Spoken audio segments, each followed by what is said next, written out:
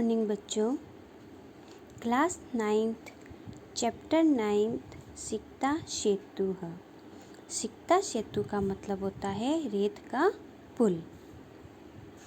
प्रस्तुतः नाट्यांशः सोमदेव विरचितः कथासरितसागरः इत्यस्य सप्तम अध्यायोपरि आधारितो अस्ति।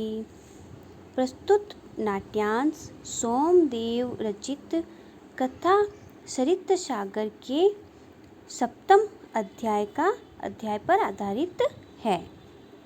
अस्मिन् नाट्यांशे तपस्या विद्यां प्राप्तुं यत्नशीलः कश्चित् तपोदत्त नामकः कुमार चित्रितः अस्ति। यहाँ तपोबल से विद्या पाने के लिए प्रयत्नशील तपोदत्त नामक एक बालक की कथा का वर्णन है। तस्य मार्गदर्शनाय पुरुषवेशधारी देवराज इंद्रः तत्र आगतवान्। उसके समुचित मार्गदर्शन के लिए वेश बदलकर इंद्र उसके पास आते हैं। तत्र आगत्य देवराजः सिक्ताभिः सेतुनिर्माणार्थं प्रयतते और पास ही की गंगा में बालू से सेतु निर्माण के कार्य में लग जाते हैं, यानी रेत के ब्रिज बनाने लग जाते हैं। एतद् दृष्ट्वा तपोदत्तः प्रहसन् वदति किमर्थ वो।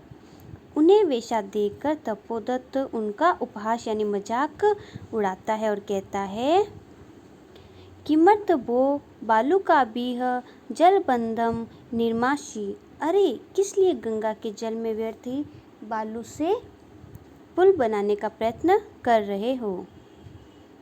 ततो देवराज प्रतिवक्ति यद यद अध्ययनं श्रवणं पठनं विना यदि त्वं विद्या प्राप्तुं शक्नोषि तदा अहमपि बालुकाभिः सेतु निर्माणं कर्तुं शक्नोमि।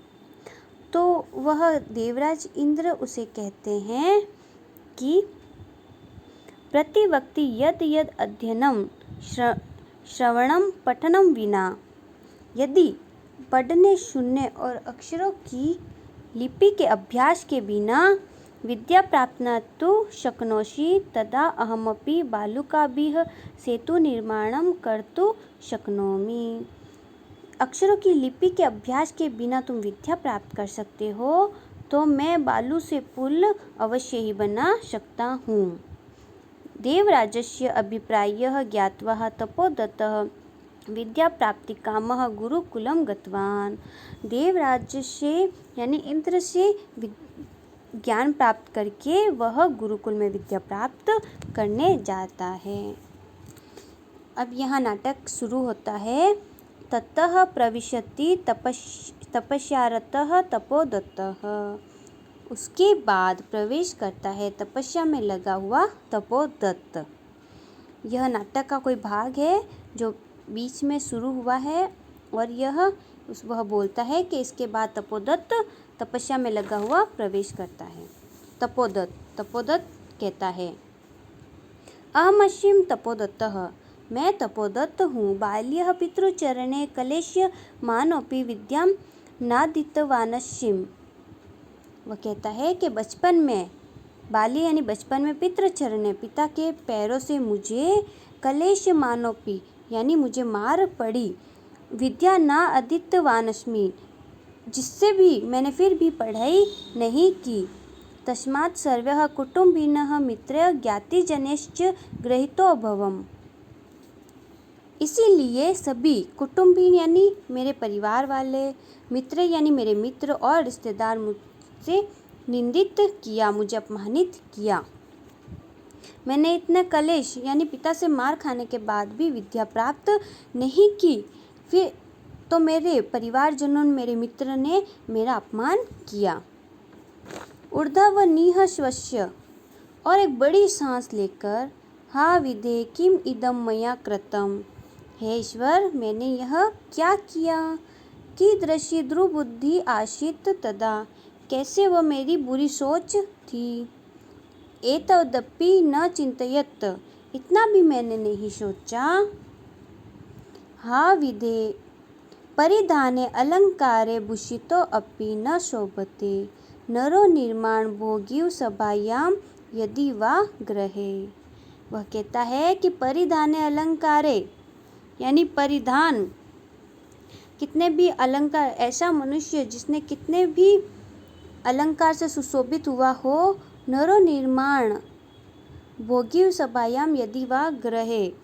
नरो निर्माण यानी कि घर में, सभा में वह सुशोभित नहीं होता। जिसके पास विद्या नहीं होती वह घर में या सभा में कहीं पर भी सुशोभित नहीं होता है। वह कहता है कि ऐसा मनुष्य जिसने विद्या प्राप्त नहीं की मगर वह बहुत अलंकारों से सजाया गया है, ऐसा व्यक्ति घर में, सभा में सुशोभित नहीं होता है। किश्चित विमर्श्यः, कुछ सोचकर, भवतु किम एतेन, ऐसा सोचकर क्या फ़ायदा है अब, दिवसे मार्गभ्रान्तः संध्या यावद, दिवसे यानी दिन में, मार्गभ्रांत जो रास्ते को भूल जाए, और संध्या यावद यानी शाम को घर आ जाए, यदि ग्रह मुपेति तदपि वरम, घर आ जाए, नाशो भ्रांतो मन्यते, तो भी अच्छा है, उसे भूला नहीं कहा जाता है। वह कहता है ऐसा सोचकर क्या फ़ायदा, जो दिन में रास्ता भूल जाए, शाम को वापस घर आ जाए तो उसे भूला नहीं कहते हैं। अतो अयम इदानीं तपश्चर्या विद्यां वाप्तुं प्रयत्नो अस्मिन्, इसीलिए मैं अब तपस्या के द्वारा विद्या को हासिल करने के लिए प्रयत्न कर रहा हूँ। जलोच्छ्वन ध्वनि श्रूयते, इतने में ही पानी की उछलने की आवाज़ सुनाई देती है। अये कृतोऽयं कल्लोच्च ध्वनिः महामत्योः मकरा वा भवते पश्यामि तावत्, अरे यह आवाज़ कहाँ से आ रही है। कल्लोलो अच्छलन ध्वनि कहाँ से आ रही है, लहरों की, शायद कोई बहुत बड़ी, महामत्स्यो बहुत बड़ी मछली, या मकरो मगरमच्छ होगा तो देखता हूँ, पश्यामि तावत तो वहाँ देखता हूँ। पुरुषमेकं सिक्ताभिः सेतु निर्माण प्रयासं कुर्वाणं दृष्ट्वा साहसम्, पुरुषमेकं किसी एक पुरुष को, वृज सिक्ताभि सेतु निर्माण वृज बनाते हुए देखकर वह साहसम यानी हंसता है। हंत नास्त्य भावो जगाति मूर्खाणाम, अरे मूर्खों की कमी नहीं है। त्रिव प्रहायम नदाह मूढ़ोयम सिक्ताभि सेतुम निर्माणम प्रयतते, दुनिया में बहुत वो कहता है अरे मूर्खों की कमी नहीं है, दुनिया में बहुत तेजी से बहने वाली इस नदी में यह मूर्ख रेत से ब्रिज बनाने का प्रयत्न कर रहा है। साटहास्यम पार्श्वमुपेत्य, उसके पास जाकर हंसता है। वो महाशय किदिमं विद्यते अलमलम तव श्रमेण, और वह कहता है महाशय यह क्या कर रहे हो, बश करो। पश्य रामो बबंध यम सेतुशिला अभिकराल्य, के बश करो, भगवान श्री राम ने सेतु यानी ब्रिज किससे बनाया था, पत्थरों से, जिस प्रकार समुद्र में भगवान राम ने ब्रिज बनाया था। विद्वत बालुका भी यामी त्वमति रामताम, और उस ब्रिज को रेत के द्वारा बांधते हुए तुम राम को भी अतिरथ कर रहे हो, यानी राम को भी चुनौती दे रहे हो, यानी राम से भी बड़ा कार्य करना चाहते हो। चिंतयत तावत सिक्ताभिः क्वचित् सेतुः कर्तुं युज्यते, वह सोचा कि रेत से क्या ब्रिज बनाया जा सकता है, वह सोचता है क्या रेत से ब्रिज बनाया जा सकता है। पुरुष कहता है भोष्यत् तपस्विन कथम माम अवरोधम करोषि, वह कहता है तपस्वी कैसे मुझे रोक रहे हो। पुरुष कहता है प्रयत्नेन किम न सिद्ध भवति, प्रयत्न से क्या हासिल नहीं हो सकता है। कावश्यकता शिलानाम, पत्थरों की क्या आवश्यकता है। रेत बनाने में भवता चिंतनन न वा, मैं ब्रिज बनाऊंगा, मेरा संकल्प है, तुम चिंता मत करो। वो कहता है कि मैं सिक्ताभिरेव सेतुम करिष्यामि, स्वसंकल्प दृढ़ता, मेरा संकल्प है, मैं ब्रिज बनाऊंगा। फिर तपोदत्त आश्चर्यम, किम सिक्ताभिरेव सेतुम करिष्यति। तपोदत्त कहता है यह आश्चर्य है, क्या तुम रेत से ही ब्रिज बनाओगे। जल प्रवाहरे स्थान यंत्रे किम भवता चिंतयन न वा, रेत पानी के बहाव में क्या रुक सकती है, क्या आपने सोचा है।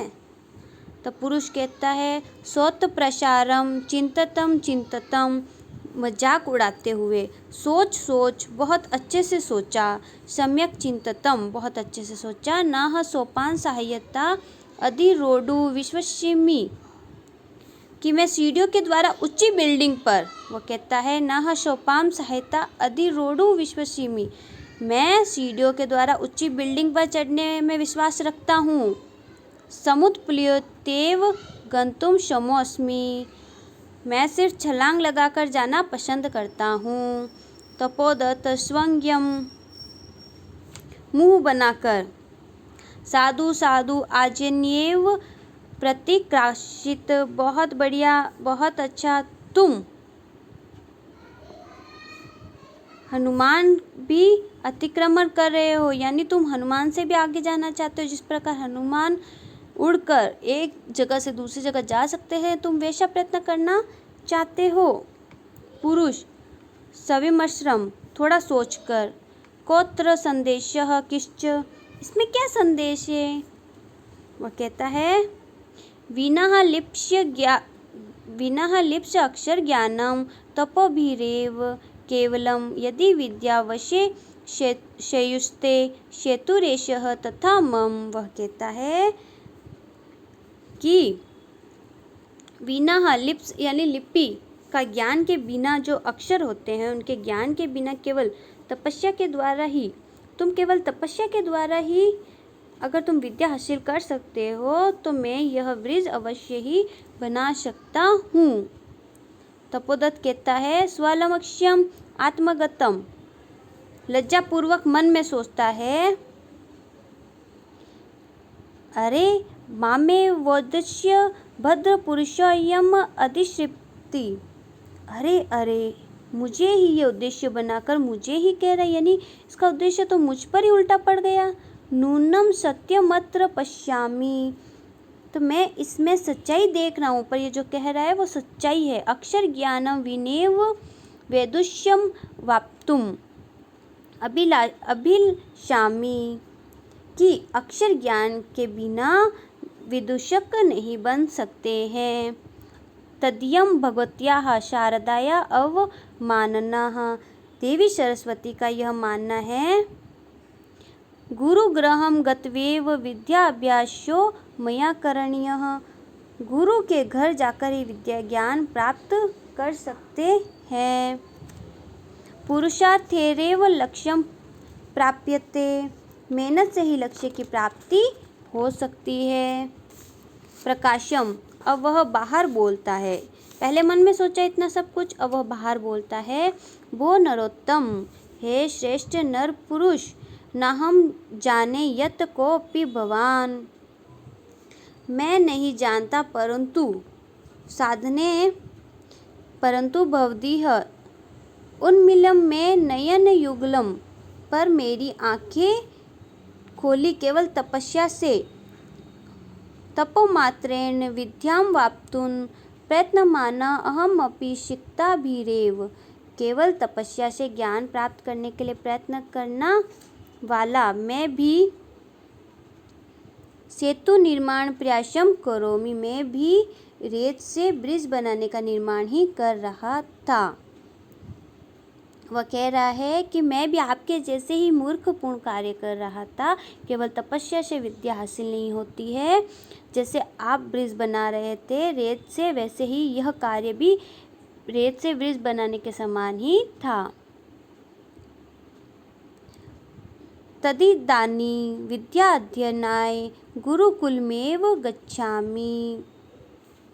वह कहता है विद्या प्राप्त करने के लिए गुरुकुल जाता हूँ। सप्रणाम गच्छति, प्रणाम करके वह चला जाता है।